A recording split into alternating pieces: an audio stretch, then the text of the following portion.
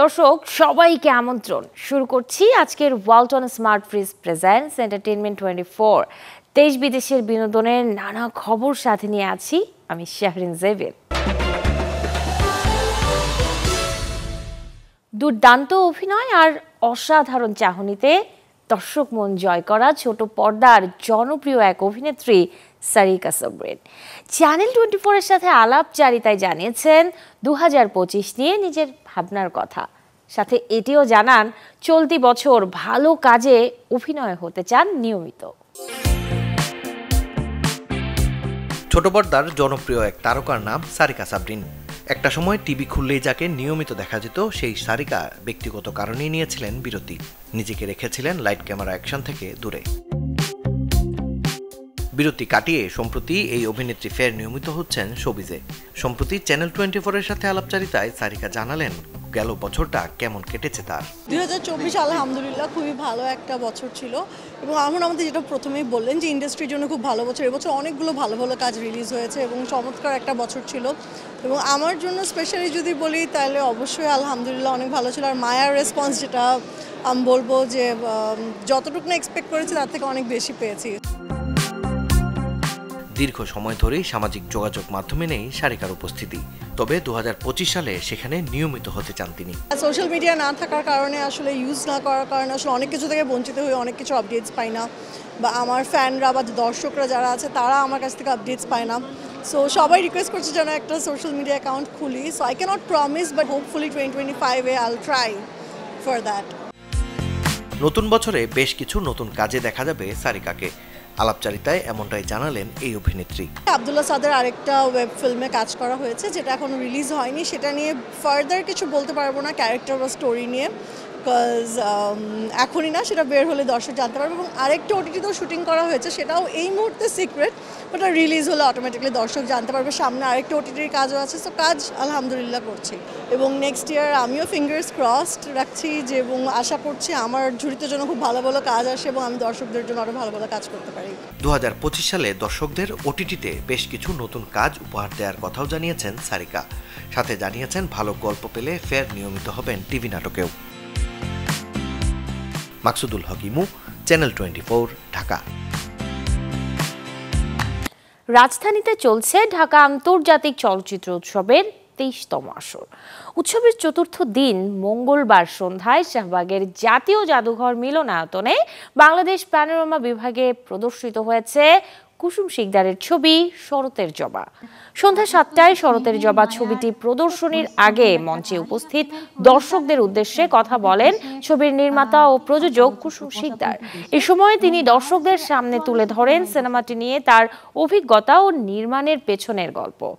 আয়োজনে ছবির নির্মাতা ও কলাকুশলীদের পাশাপাশি উপস্থিত ছিলেন সাধারণ দর্শক ও আমন্ত্রিতরা। একই উৎসবে শরতের জবার রয়েছে আরও একটি প্রদর্শনী। 17 জানুয়ারি বিকেল 5:30টায় শিল্পকলা একাডেমির ন্যাশনাল আর্ট গ্যালারি মিলনায়তনে ছবিটি দেখতে পারবেন দর্শকরা। ছবিতে নাম ভূমিকায় অভিনয়ের পাশাপাশি এর চিত্রনাট্যও করেছেন কুসুম শিকদার নিজেই। রেইনবো চলচ্চিত্র সংসদের উদ্যোগে এবারের উৎসবে 10টি বিভাগে 75টি দেশের মোট 220টি সিনেমা প্রদর্শিত হচ্ছে। 9 দিন ব্যাপী এই চলচ্চিত্র উৎসবের পর্দা নামবে 19 জানুয়ারি। রাজধানীর শিল্পকলা একাডেমিতে আয়োজিত হলো সাধু মেলা। সঙ্গীত, নৃত্য ও আবৃত্তি বিভাগের আয়োজনে মানুষ ভজলে সোনার মানুষ ছবি শিরোনামে যে আয়োজনে সভাপতিত্ব করেন বাংলাদেশ শিল্পকলা একাডেমির মহাপরিচালক সৈয়দ জামিল আহমেদ। সাধু মেলা দেখতে অনুষ্ঠানে পরিবার সহ এদিন উপস্থিত হন সরকারের আইন উপদেষ্টা আসিফ নজরুল এবং সংস্কৃতি উপদেষ্টা মোস্তফা সরোয়ার ফারুকী। অনুষ্ঠানে শুভেচ্ছা বক্তব্য রাখেন শিল্পকলা একাডেমির সচিব ওয়ারেস হোসেন ও স্বাগত বক্তব্য দেন একাডেমির সঙ্গীত, নৃত্য ও আবৃত্তি বিভাগের পরিচালক মেহজাবিন রহমান। শিল্পকলা একাডেমির নন্দন মঞ্চে গতকাল সাধু মেলায় ছিল একক ও সমবেত পরিবেশনা। মেলায় পরিবেশনার শুরুতে লালন গীতি ধন্য ধন্য বলি তারে ও দৈন্য গান পরিবেশিত হয়। আয়োজনে বলয় শাহ, জামাল উদ্দিন টুনটুন ফকির, বিদ্যুৎ শীল ও শ্রী ভজন কুমার বাধ্যের পরিবেশনা ছিল দর্শকদের কাছে অন্যতম আকর্ষণ। সব শেষে সমবেত কণ্ঠে সাধু মেলায় পরিবেশিত হয় জনপ্রিয় লালন সঙ্গীত মিলন হবে কতদিনে। দর্শক, এবারে এক নজরে দেখব বিনোদন জগতের টুকরো কিছু খবর। জানবো কোন তারকা আজ কি ইস্যুতে আছেন খবরের শিরোনামে। ২৩তম ঢাকা আন্তর্জাতিক চলচ্চিত্র উৎসবের পঞ্চম দিনে হবে নীলপদ্ম সিনেমার প্রিমিয়ার। সন্ধ্যা ৭টায় এই আয়োজনে উপস্থিত থাকবেন ছবির শিল্পী, নির্মাতা, কলাকৌশলী সহ আমন্ত্রিতরা। এছাড়াও বেলা ৩টায় চাইনিজ ছবি দ্য লাস্ট ফ্রেঞ্জি এবং বিকাল ৫টায় প্রদর্শিত হয়েছে ইরানের ছবি সামার টাইম।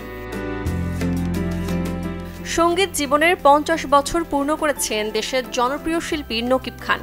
চট্টগ্রামে ব্যান্ডের গায়ক, পিয়ানিস্ট ও শিল্পী হিসেবে তার আত্মপ্রকাশ হলেও ১৯৭৩ সালে তিনি যোগ দেন সোলসে।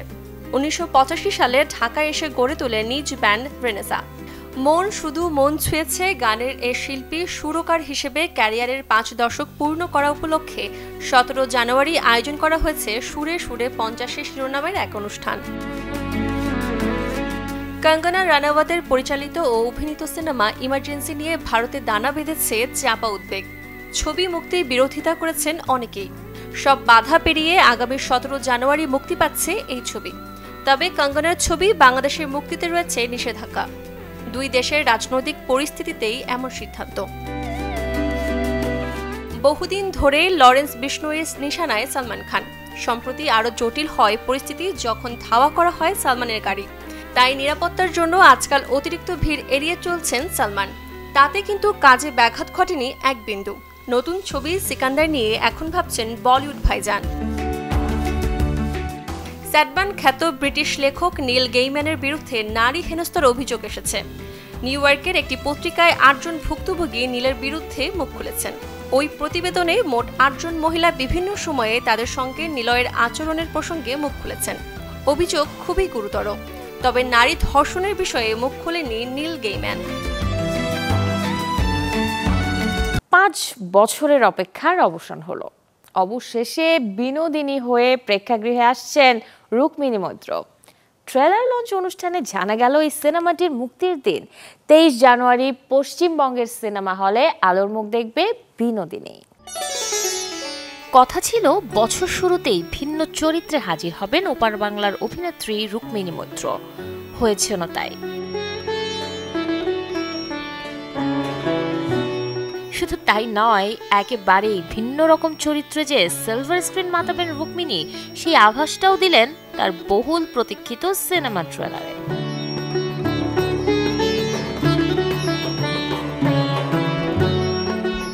বলছি বিনোদিনী, একটি নটির উপাখ্যান ছবির কথা। প্রচারের স্বার্থে সদ্যই যে মুক্তি পেয়েছে এর নতুন ট্রেলার। ৩ মিনিট ১ সেকেন্ডের ট্রেলার জুড়েই দেখানো হয়েছে ১৪১ বছর আগের বিনোদিনী চরিত্রটিকে। দেখানো হয়েছে বিনোদিনীর নানা দর্শন। মূলত ১৯ শতকের এক নামকরা অভিনেত্রী বিনোদিনী দাসী, যিনি কিনা পুরুষ শাসিত সমাজে নিজেকে প্রতিষ্ঠিত করে গেছেন একজন শিল্পী হিসেবে। এমনকি সমাজের নানা বেড়াজাল ভেঙে নারীদের শিখিয়ে গেছেন স্বপ্ন দেখতে। সাহসী এই নারীর জীবনীকে রূপালী রিলে দেখা যাবে বিনোদিনী, একটি নটির উপাখ্যান সিনেমায়, যেটি পরিচালনা করেছেন রাম কামাল মুখার্জি। ছবির প্রধান চরিত্র বিনোদিনী রূপে আছেন রুক্মিণী মৈত্র, আর অন্যান্য গুরুত্বপূর্ণ ভূমিকায় দেখা যাবে মীর আফসার আলী, রাহুল বোসের মতো তারকাদের। বিনোদিনী, একটি নটির উপাখ্যান ছবিটি দেখা যাবে আসছে ২৩ জানুয়ারি পশ্চিমবঙ্গের প্রেক্ষাগৃহে। শাহরিন জেবিন, চ্যানেল 24।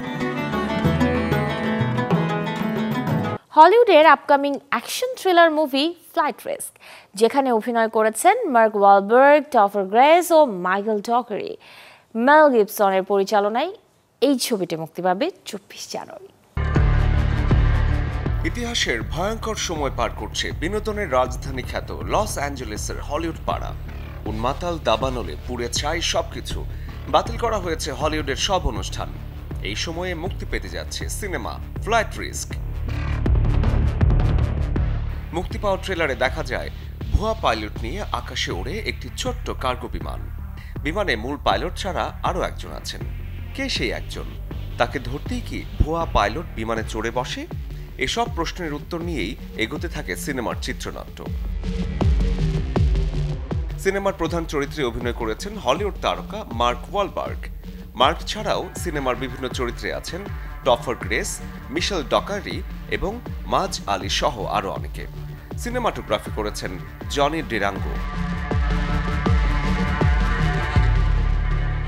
আকাশে একজন মার্কিন মার্শালকে কিভাবে খুনের পরিকল্পনা করা হয় তা বেশ ভালোভাবেই ফুটিয়ে তুলেছেন পরিচালক মেল গিবসন। লায়ন্সগেট ফিল্মের ব্যানারে সিনেমাটি মুক্তি পাবে আসছে 24 জানুয়ারি। শরীফুল হক, চ্যানেল 24। যুক্তরাষ্ট্রের লস অ্যাঞ্জেলসে দাবানলের আগুনে সাধারণ মানুষের পাশাপাশি ক্ষতিগ্রস্ত হয়েছেন তারকারাও। Paris Hilton, Ben Affleck, Jennifer Grey, Cary Elwes সহ বেশ কয়েকজন তারকার বাসভবন পুড়ে ছাই হয়ে গেছে আগুনে।